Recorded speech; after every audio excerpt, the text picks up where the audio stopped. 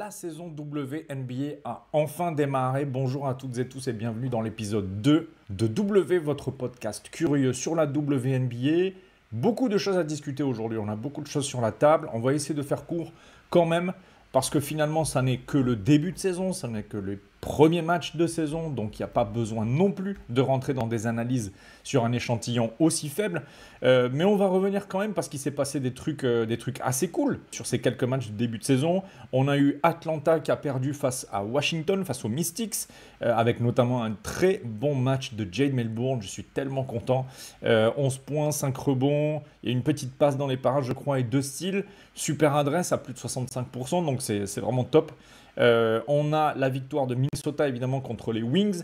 Les Wings ont évidemment drafté Paige Bueckers. Ils ont ajouté Dijonay Carrington à leur backcourt. Ça joue en donc 1-2-3 Bueckers, Harrique, Dijonay, ce que j'imaginais avant le démarrage de la saison. Et j'aime beaucoup ce trio. C'est vraiment très beau à voir. Par contre, la faiblesse sur le front court face à Minnesota et à Napheesa Collier qui, rappelons-le, est finaliste NBA, finaliste MVP et sans doute dans le top 3 ou le top 2, voire même le top 1 de cette ligue, c'est quand même costaud. C'est quand même costaud Minnesota. Donc défaite de 15 points, 99-84. Les Sparks sont allés gagner sur le parquet des Valkyries. C'était le premier match des Valkyries en WNBA en ouverture de la saison chez elles. Sur leur parquet à Golden State. Victoire des Sparks sans Cameron Brink. On rappelle qu'elle va revenir plus tard un petit peu dans l'été, soit fin juin, soit courant juillet. Énorme Kelsey Plum, mais énorme aussi volume de minutes pour KP. On est à 40 minutes jouées, c'est beaucoup. 37 points, donc vrai carton offensif. Malheureusement, malgré la victoire, j'ai quand même des doutes sur cette saison des Sparks et sur le fait qu'elles arrivent à rentabiliser la recrue Kelsey Plum, qui est en plus, je crois, free agent cet été, à l'intersaison, pardon. Il va falloir surveiller la saison des Sparks parce qu'il y a beaucoup de choses qui sont en jeu et aujourd'hui, il y a peu de choses qui rassurent vraiment dans le jeu. Donc à voir. Sur ce premier match, on verra. Victoire, mais on verra. Las Vegas a perdu 78-92 sur le parquet du Liberty à New York. Match très serein du Liberty. On sent vraiment une équipe championne. Une équipe qui a ajouté quelques petites pièces et notamment Natasha Cloud qui est vraiment précieuse sur le backcourt. On a Marine Johannes qui a de très bonnes minutes et qui fait de très belles choses et notamment à la création avec une création très, très, très Marine Johannes, donc disruptive avec des idées disons qui sortent un peu de l'ordinaire et ça c'est très cool. Las Vegas a eu du mal à trouver son jeu, un peu grippé, je les ai trouvés un peu grippés dans le jeu, du mal à se trouver entre elles, etc. Une très bonne défense du Liberty sur leurs actions qui les a complètement empêchés de dérouler leur jeu. Mais la saison est longue et les Aces clairement vont se reprendre. On a eu ensuite le match entre Chicago et Indiana, on reviendra dessus juste après. Et puis le dernier match qui s'est joué avant cet enregistrement, c'est Seattle qui a perdu 59-80, donc grosse rouste sur le parquet du Mercury à Phoenix.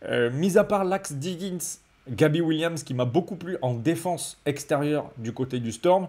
J'ai trouvé que le secteur intérieur était un peu frêle et manquait beaucoup de mobilité. Il va falloir donner du temps, peut-être plusieurs saisons à Dominique Malonga pour qu'elle montre toute l'étendue de son talent et de son potentiel dans cette ligue. C'est pas encore tout à fait prêt du côté du Storm, mais le projet est vachement intéressant. Moi, je vais continuer de suivre cette écurie.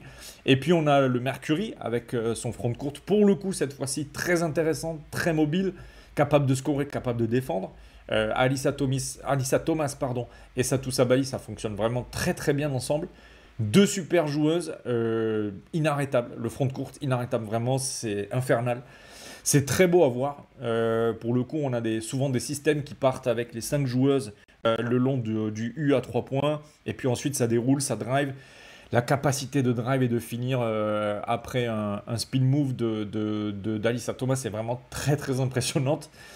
Toujours aussi impressionnante alors que les saisons commencent à passer et qu'elle ne rajeunit pas, mais vraiment, vraiment, c'est très, très impressionnant. Du côté défensif, il y a aussi des très, très belles choses côté Mercury.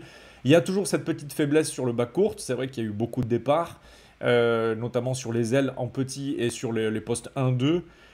On verra comment le Mercury se positionne à la deadline. Je pense que ça va être une des équipes qui a le plus à faire en termes de trade, d'échange, mais malheureusement qui a plus forcément beaucoup d'assets pour aller chercher des joueuses intéressantes. Mais à surveiller quand même cette équipe du Mercury, même si en face, l'opposition n'était pas forcément la plus forte.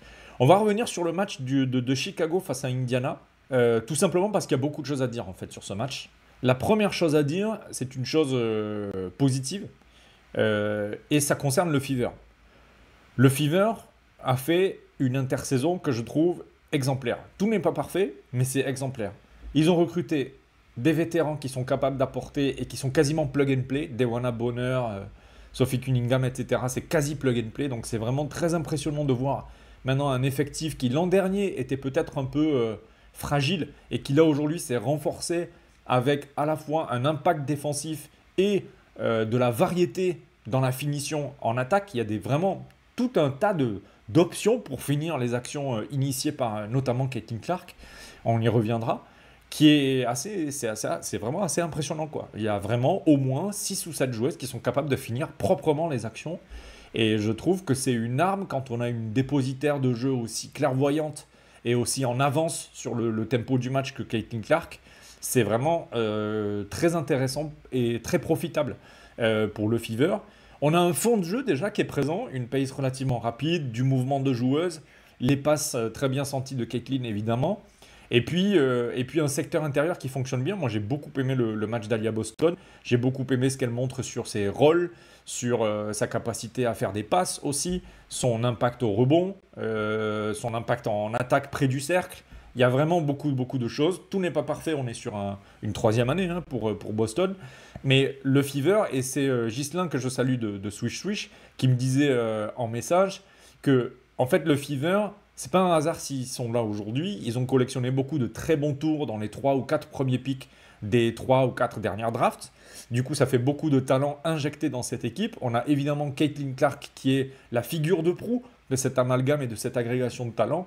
Mais pour autant, il y a quand même beaucoup de joueuses de talent. Et vous rajoutez les vétérans que j'ai cités précédemment et on a vraiment une écurie, un roster, du matériel à disposition du coach qui est vraiment très bien harmonisé et on sent déjà qu'il y a une synergie. Donc moi j'ai adoré ce match du Fever.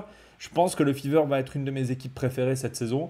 Et puis pour finir ça, moi je retrouve avec Caitlin Clark la raison pour laquelle je suis tombé amoureux de sport. Et c'est clairement pour moi un écho à mes premiers amours dans ce sport que sont les Suns de Steve Nash et ce côté pace rapide, passe millimétrée, vision du jeu de génie. Il y a vraiment Je n'aime pas faire de comparaison entre ce que font les filles en WNBA et ce qu'on fait ou font les garçons, mais là, c'est plus une comparaison émotionnelle de ce que ça me provoque à moi quand je la vois jouer et ce que me provoquait Steve Nash la première fois que j'ai regardé du basket et que j'ai suivi les Suns et qui fait qu'aujourd'hui je suis fan des Suns, quoi. Et je dis pas que je suis fan du Fever, évidemment, et que je tombe aussi en émoi de manière aussi radicale qu'à l'époque quand j'avais 20 ans, parce que j'en ai 20 de plus maintenant. Donc, disons que j'ai un peu plus de chemin parcouru avec le basket dans les yeux et dans le cœur, mais il y a vraiment tous les ingrédients pour tomber amoureux de ce sport grâce à elle. Et je vous encourage vivement, si vous êtes de jeunes spectateurs de basket, à regarder Caitlin Clark parce que c'est juste magnifique. Franchement, c'est juste magnifique. La deuxième chose que je voulais aborder sur ce match-là, c'est beaucoup plus vertigineux parce qu'il s'agit du Sky. Et pour le coup, là vraiment, on est quasiment aux antipodes du Fever. On est sur un projet dont je n'ai pas compris la cohérence sur ce match-là en tout cas. La saison est longue.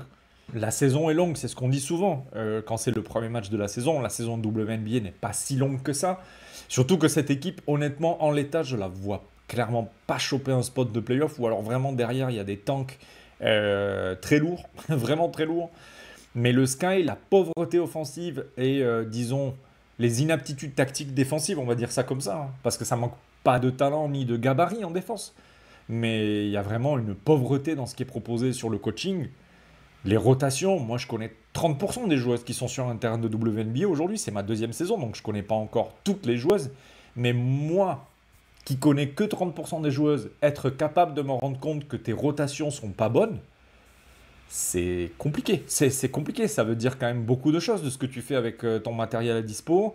Et malheureusement, je ne veux pas être l'oiseau de mauvais augure, J'espère que le Sky va trouver des solutions qui vont résoudre les équations, mais je trouve que les équations sont complexes et qu'elles ne sont pas facilement solubles avec le matos à dispo.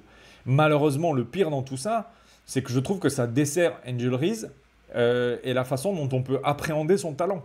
Parce que comme tout le Sky, et notamment elle, sont obligés de prendre des shoots difficiles, eh ben, son adresse ne va pas augmenter. Elle est obligée d'envoyer des énormes briques à 3 points, en plus défendues, alors qu'elle essaye de développer ce shoot et de créer du spacing, etc. C'est normal, elle est au tout début de sa carrière. On parle d'une joueuse sophomore qui a encore un palier de progression assez haut. Comme elle n'a pas d'adresse, et notamment aussi au lay-up, ce qui est problématique en soi dans le profil de la joueuse, elle chope beaucoup plus de rebonds presque qu'elle le devrait, puisqu'elle prend ses propres rebonds. Alors évidemment, ça offre des possessions en plus, mais ça reste toujours très tough comme shoot, puisqu'autour d'elle, il y a 3-4 défenseurs de l'équipe adverse, en l'occurrence le Fever, qui sont dans la raquette autour d'elle, donc ça ne rend pas le shoot beaucoup plus facile. C'est compliqué, le contexte est très compliqué, je ne crois pas qu'il soit favorable aux joueuses et on a un nouveau coach sur le banc, si je ne me trompe pas c'est Monsieur Marsh et j'espère vraiment qu'il va trouver des solutions, mais là aujourd'hui la pauvreté de ce qu'a présenté le Sky des deux côtés du terrain est vraiment vertigineuse, quoi. Puis la dernière chose dont il faut qu'on parle sur ce match-là, c'est le beef qui a eu lieu entre Caitlin Clark et Angel Reese. Moi, je suis un gros amateur de trash talk dans ma vie perso, dans mes relations amicales, dans mes relations sur Internet. Je suis évidemment toujours preneur de chambrage et de trash talk.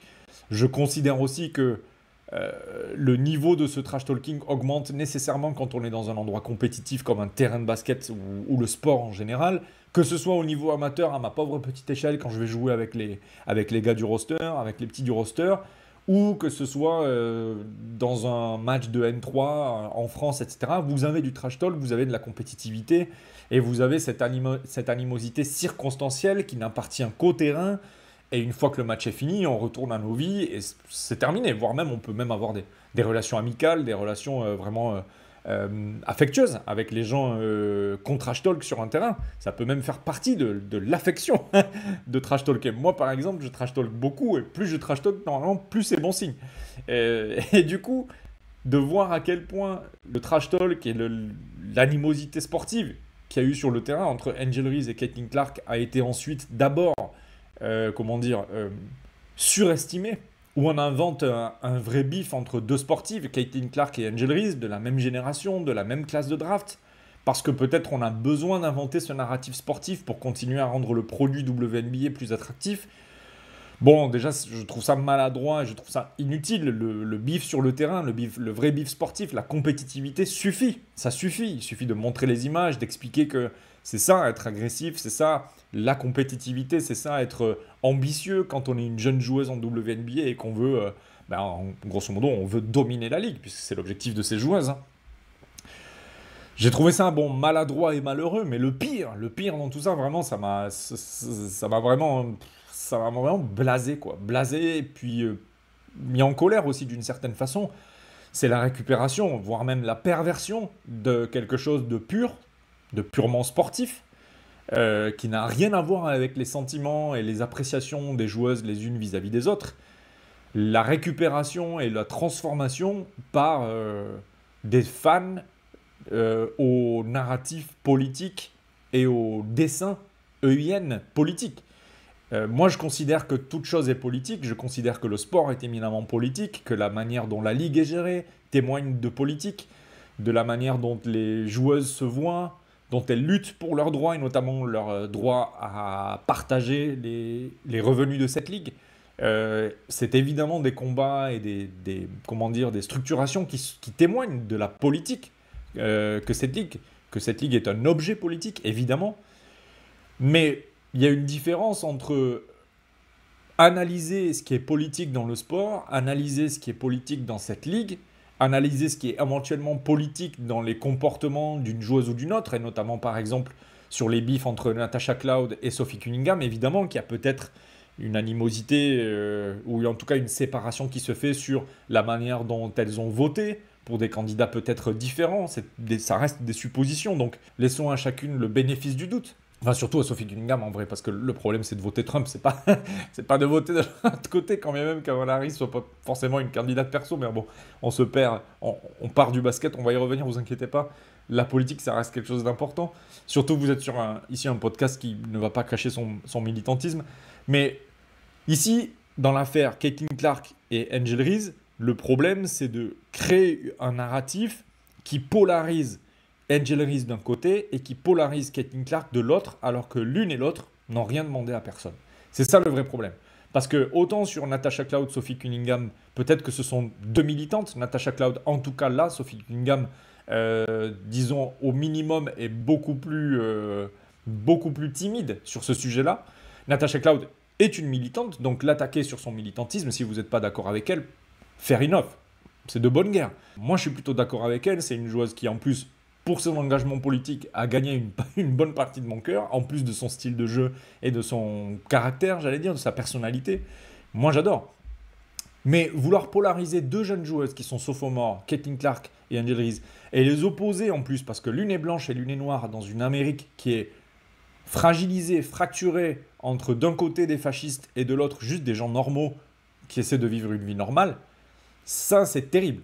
Ça c'est terrible, parce qu'on invente du coup des narratifs, on invente à ces joueuses des cases dans lesquelles elles ne sont pas normalement, et en plus, on se permet des comportements qui ne sont pas normalement acceptables dans quelconque enceinte sportive, dans quelconque lieu commun, et même en privé. Je veux dire, faire des cris de singe quand Angel Reese est sur la ligne des lancers francs, que vous êtes un supporter d'Indiana et que vous supportez Caitlin Clark, que vous êtes au premier rang, c'est vraiment terrible, parce qu'en réalité, c'est quelque chose qui nous fait perdre le sport, c'est quelque chose qui nous fait perdre un engagement politique sain, et c'est quelque chose qui nous fait perdre qui sont les joueuses. On les dérobe de leur identité singulière, de leur identité personnelle, de leur réflexion politique. Ce sont de très jeunes joueuses qui ont entre 20 et 24 ans.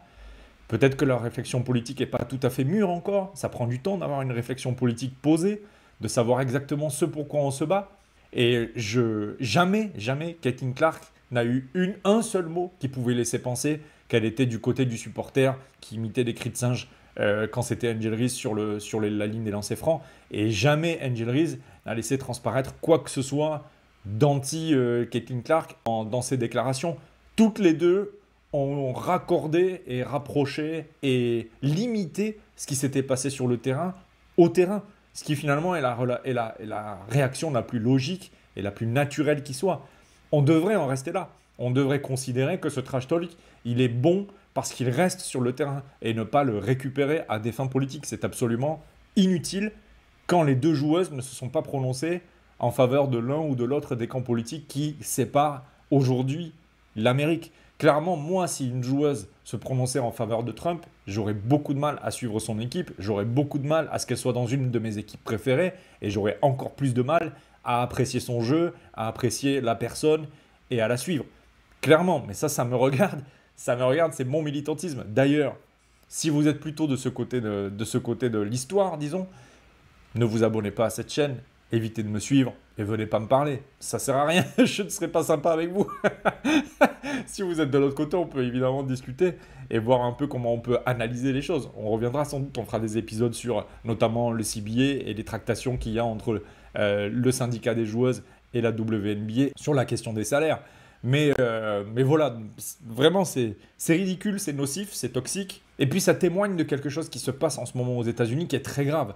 Et malheureusement, le basket sur le terrain reste du basket. C'est très cool que ce soit du basket. C'est très cool qu'il y ait à l'intérieur de ce basket du trash talk. Mais rajouter des narratifs dessus, c'est dangereux. Et c'est surtout dangereux pour les filles dont on parle. C'est surtout dangereux pour Caitlin Clark. Et c'est particulièrement dangereux pour Angel Reese en tant que femme noire dans une Amérique fasciste. Donc voilà, vraiment, ça m'a choqué. Vraiment profondément, ça m'a vraiment profondément choqué qu'on en arrive là, sur un terrain de WNBA, avec des supporters qui, pour moi, devraient être virés à vie des enceintes sportives dans lesquelles ils étaient.